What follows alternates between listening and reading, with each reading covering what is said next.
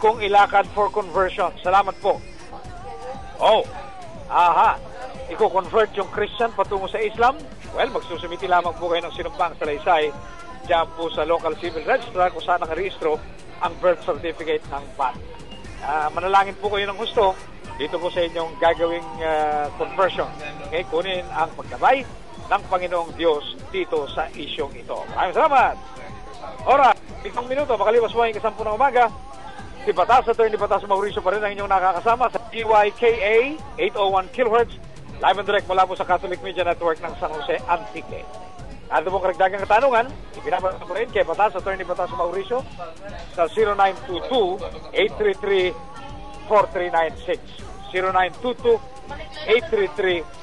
0922-833-4396. Ngayon po araw ng Lunes, ikadalawa sa buwan ng Hunyo, taong 2008, at tuloy-tuloy ating paglilingkod sa larangan ng pagbibigay katugunan sa mga problemang legal at katanungan sa batasan. Good day, Attorney Batas.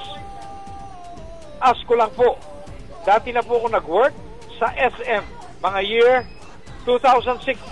Then, umuwi po ako because of emergency sa province. Di na may matira po ako na sweldo.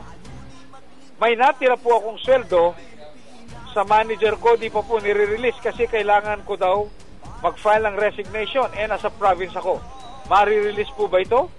If through email address o internet po ba pwede? Well, subukan po ninyo. Kailalim kasi ng e-commerce law sa kasalukuyan, yung pong mga ipinapadalang sulat sa internet, sa email, tinatanggap na po bilang may visa sa kasalukuyan. So, hindi na po problema yung pagpapadala ng sulat sa pamamagitan ng internet, sa pamamagitan ng email, sapagkat kinikilala na po ang visa ng mga sulat sa internet at email. So, ipadala po ninyo yung inyong kahilingan, yung inyong resignation, at kahilingan sa pagbabayad ng inyong benepisyo sa inyong kumpanya.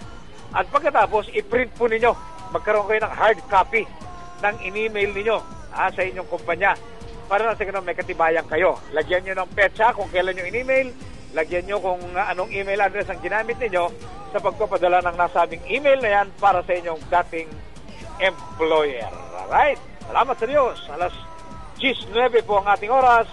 9 na minuto. Makalipas po ang 10 ng umaga. Patuloy po tayong tumutugon sa inyong mga problemang legal. Dumago po tayo sa iba pang mga nagpapadala ng text question kay Attorney Batas Mauricio dito po sa ating palatuntunan ng kakampi mong Batas sa DYKA 801 kHz live and direct mula po sa Catholic Media Network ng San Jose Antique. Merong nag-text sa atin, taga San Jose Antique daw siya, tungkol sa tatay niya ang problema niya, pero ang problema nito hindi yata kompleto kapatid. Yung pinadala ko, yung nag-text sa atin ang 0927-63673-0512. Baka naman po pwede na i-text niyo po ulit ang inyong katanungan kay Attorney Batas Mauricio ngayong umagang ito. Alright? Ito ba ang ibang mga katanungan? Naku, mukhang hindi para sa atin itong mga tinetext na kiniray ayata itong salita dito eh. Oh. Sige, tingnan natin. Kung kiniray hindi ko po maintindihan yan eh. I-text nyo po sa Pilipino, ha?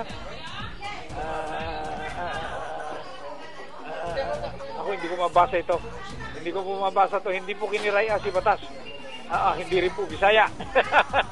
Kaya kung po pwede lang, i-text po ninyo sa wikang Pilipino ang inyong mga katanungan kay Attorney Batas Mauricio dito po sa palatuntunan kakampi mong Batas sa DYKA. Ito ang isang katanungan.